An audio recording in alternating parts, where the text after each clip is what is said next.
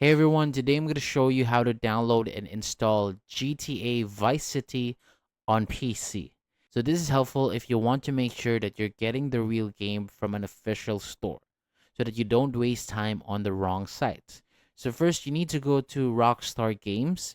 You can search for the game there or tap the three lines on the right. So I'm going to search in the search bar for Grand Theft Auto Vice City.